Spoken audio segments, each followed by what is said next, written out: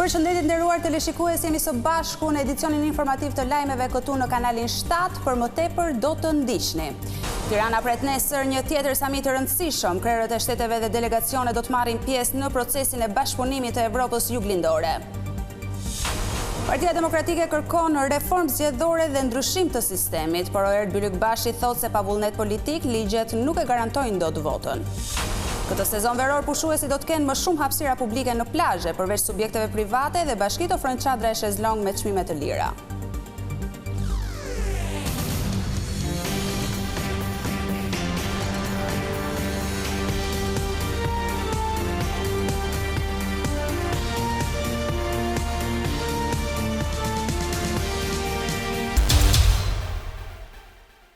Krerë shtetësh të Europës juglindore do të mbërrin nesër në Tiranë. Liderët do të marrin pjesë në ministerialin e radhës të procesit të bashkëpunimit. Kryeministri Edi Rama e ka konsideruar samitin si një zhvillim tjetër të rëndësishëm të diplomacisë ndërkombëtare që mbahet në kryeqytetin shqiptar. Tirana do të presë këtë të hënë drejtuesit më të lartë të 13 shteteve për të diskutuar në takimin e ministerialit të procesit të bashkëpunimit në Evropën juglindore. Pritja e delegacioneve do të bëhet nga presidenti Bajram Begaj, duke nisur që nga ora 14:30 e duke vjuar me fjalën përshëndetëse seancën plenare të kryetarëve të delegacioneve, miratimin e deklaratës së samitit e deri te deklarata e përbashkët për shtyp me homologën e Maqedonisë së Veriut Gordana Siljanovska Davkova dhe të Bullgarisë Umen Radev. Përmes një video të publikuar në llogarit e tyre në rrjetin social, kryeministri Edi Rama dhe ministri Igliasani kanë vërtetuar se Ministria e Jashtme do të organizojë ditën e hënë ministerialin e procesit të bashkëpunimit në Evropën juglindore. Shqipëria sërish në qendër të diplomacisë ndërkombëtare. Vendi ynë është i angazhuar plotësisht për të nxitur përparimin e vendeve të rajonit drejt integrimit në Bashkimin Evropian. Procesi i bashkëpunimit në Europën juglindore përfshin 13 vende pjesëmarrëse dhe synon dialogun dhe bashkëpunimin i cili përmbyll një vit të suksesshëm të presidencës shqiptare nën moton formosojmë të ardhmen tonë europiane. Tirana mori kryesimin për periudhën korrik 2024-qershor 2025, pas kryesimit të mbajtur më parë nga Shkupi, ndërsa do t'i pasohet në vijim Sofjes. Procesi i bashkëpunimit të Evropës juglindore u iniciua në vitin 1996 gjatë takimit të ministrave të punëve të jashtme të vendeve pjesëmarrëse në Sofje, ndërsa samiti i parë u zhvillua në Kret në vitin 1997. Për të garantuar sigurinë dhe mbarvajtjen e ministerialit, Policia e Tiranës njoftoi bllokimin e disa akseve rrugore të kryeqytetit. Në ardhje të delegacioneve pritet bllokimi mbi kalimit të Kasharit, autostrada Durrës-Tiranë, ndjekur nga Unaza e Re rreth rrotullimit Saukut për të vijuar me rrugën e Elbasanit. Ndalime të përkohshme të qarkullimit, por edhe të parkimeve do të ketë edhe në disa segmente rrugore brenda qytetit. Të njëjtat rrugë do të bllokohen edhe në përfundim të ministerialit kur nis largimi i delegacioneve nga vendi ynë. Përveç pretendimeve për vjedhje të votës, opozita ja vë fajin edhe për humbjet e përsëritura edhe sistemit elektoral. Erd Byllykbashi, i cili ka qenë aktori kryesor në negociatat me socialistët për reformën zgjedhore, kërkon ndërhyrje të thellë në sistem. Në intervistë për Vision Plus, ai thotë se ligjet pa vullnetin politik nuk e garantojnë dot votën në Shqipëri. Partia Demokratike kërkon realizimin e një reforme të re zgjedhore dhe një reforme të re territoriale. Nën kryetari i PD-s Erd Byllykbashi sqaron se reforma elektorale duhet përfshi patjetër një sistem të ri zgjedhor, pasi ndërhyrjet për procesin e votimit e numërimit nuk mjaftojnë për të garantuar zgjedhje të lira e barazinë e votës.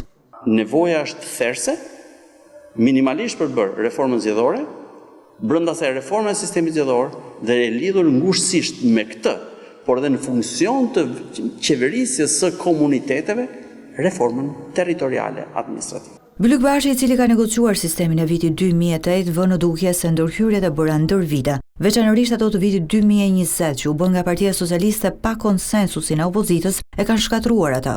Që nga viti 2020 e përsëritur në vitin 2021, 2022, 2023, 2024 dhe në vitin 2025 tani, kam thënë në mënyrë konsistente, ky sistem zgjedhor është paçavure, ky nuk ndreqet, është toksik për pluralizmin dhe partitë politike dhe për zgjedhësit, duhet hequr me njëherë. Nën kryetari i Partisë Demokratike Erd Byllykbashi ka rreth 2 dekada që është pjesë e reformave zgjedhore në vend. E sipas tij ligjet nuk mjaftojnë, duhet edhe vullnet politik për zgjedhje të lira e të ndershme. E si nën kryetari i PD-s, por edhe si drejtues politik i qarkut Durrësit, Byllykbashi deklaron se qeveria nuk e ka vullnetin të bëjë zgjedhje të lira e 11 maj e tregoi këtë. Është një proces i cili mund të ngjajë zgjedhjeve, është një lloj votimi, shërben vetëm për të justifikuar më pas një mënyrë qeverisje të caktuar siç është ajo e Edi Ramës. Korrupsion gjigant dhe sinergji e plot me krimin organizuar. Këto zgjedhje ishin një platformë e cila i shpalosi të dyja, përdorimin total të shtetit dhe gjithashtu bashkëpunimin total me krimin. Për fat keq, dita e zgjedhjeve në Shqipëri apo ditët para dhe pas, më një herë më pas. Dhe në mënyrë të veçantë 11 maj janë ditë ku shqiptarët kuptojnë se sa shumë krim të organizuar ka. Bylukbashi theksoi se Partia Demokratike do të vazhdojë betejën në KQZ e në Kolegjin Zgjedhor për pavlefshmërinë e 11 majit nga njëra anë, e nga ana tjetër do të vazhdojë përpjekjet për t'i treguar opinionit publik dhe faktorin ndërkombëtar se 11 maj ishte një farsë elektorale.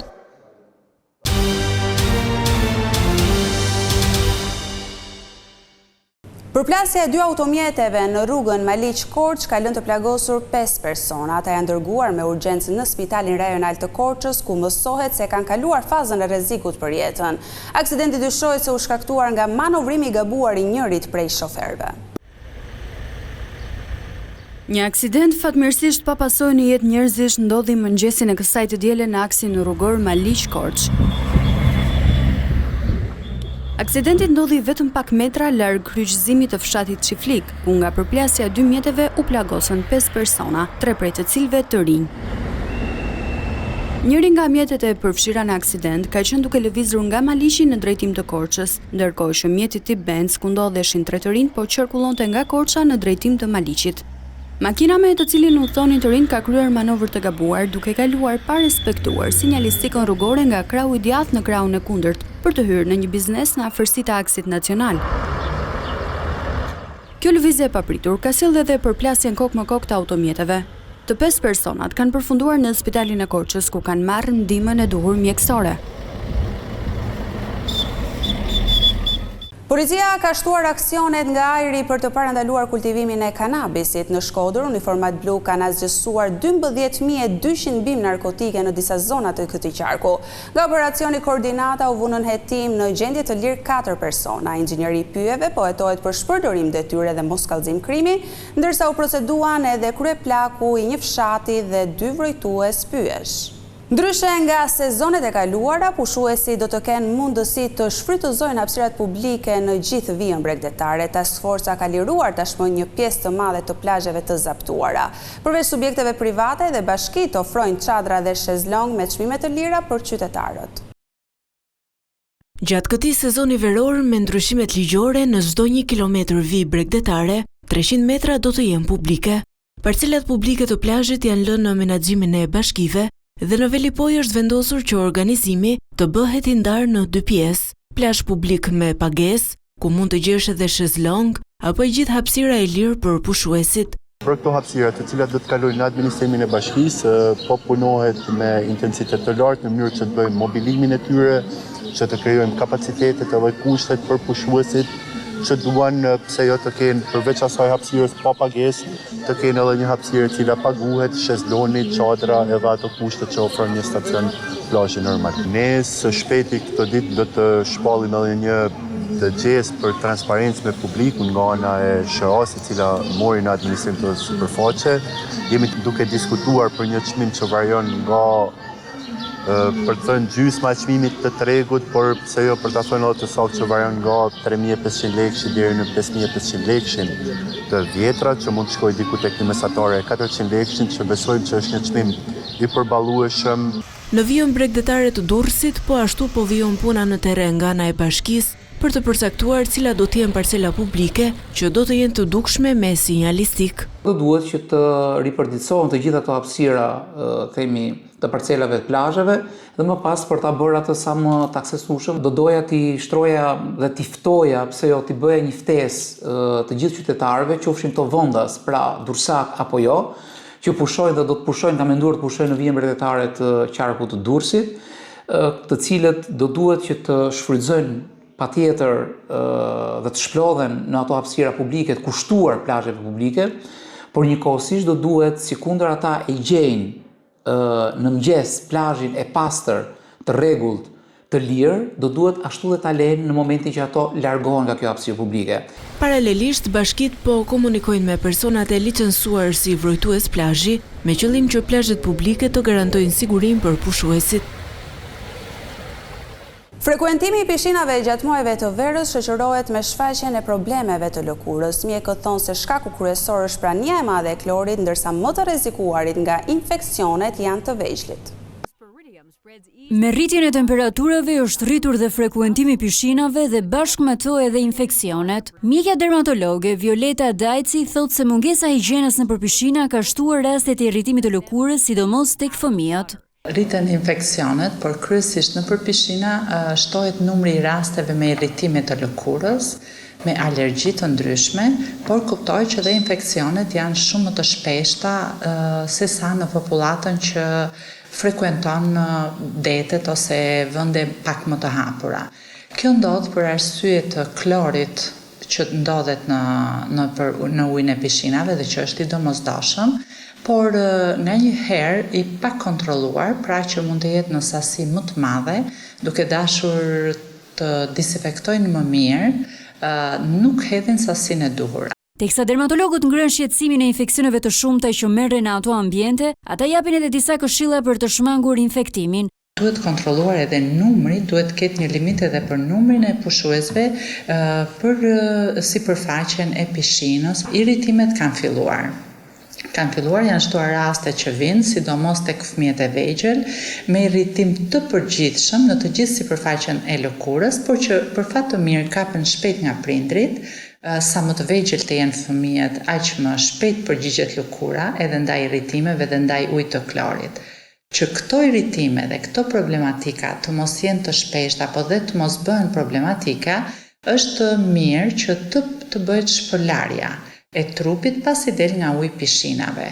Nuk duhet në mënyrë kategorike të hidhni mbeturina në pishinën ku ju po rini, nuk duhet të hidhni sekrecionet tuaja siç është pshtyma ose kur kanë nevojë të fryjnë hundët, nuk duhen të bëhen në pishinë. Nevojat personale. Prindrit kur dërgojnë fëmijët gjithashtu do të jenë shumë të kujdesshëm. Sipas mjekëve specialistë, infeksionet virale dhe ato mykotike janë më të shpeshta, të cilat mund të merren gjatë frekuentimit të pishinave.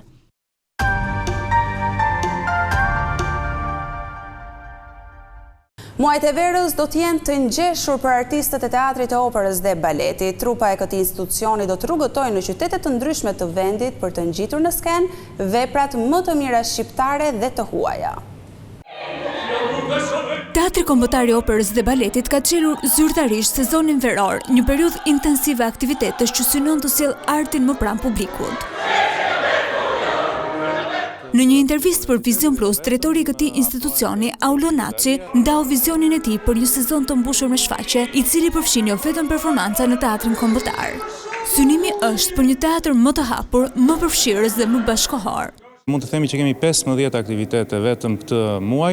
Për 10 ditë do të jetë Carmina Burana, një vepër e cila është më së kërkuar tashmë nga publiku shqiptar dhe jo vetëm dhe për turistët, sepse është nga veprat më të rëndësishme të repertorit të operës, dhe më pas me aktivitete të tjera dhe të reja, të cilat janë pjesë e trupës së teatrit. Skena e operës do të jetë lëvizëse, e pjesë e saj do të bëhen veprat teatrore më të suksesshme shqiptare dhe të huaja të këtij sezoni, ku përmes artit kërkohet të jepet frymë jetës kulturore nga veriu në jug. Qytetet janë shumë të etur për art dhe kulturë. Besoj që është mision, është detyrim, mund të them, por është dhe kënaqësi, sepse jo të gjithë njerëzit kanë mundësinë që të vinë në Tiranë dhe në teatrin e operës. Me një frymë të re, Aulo Naçi nënvizon se qëllimi është ruajtja e trashëgimisë, por edhe krijimi i përjetimeve të reja artistike që vinë nëpërmjet integrimit të brezave të rinj.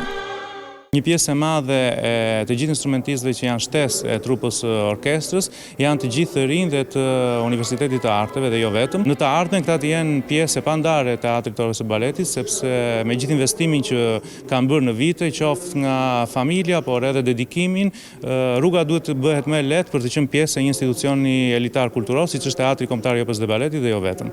Programi veror përfshin një gamë të gjerë shfaqjesh si koncerte, balet, opera dhe ansambël, të cilat kërkojnë të thyen kufit e zakonshëm dhe të cilin art në hapësirat alternative, duke ofruar një përvojë ndryshe për artëdashësit dhe duke thyer kufit tradicional të teatrit. Kjo ishte gjithçka e përgatitur edhe për këtë edicion informativ. Ju falenderoj për vëmendjen tuaj. Bashkë ndahemi këtu.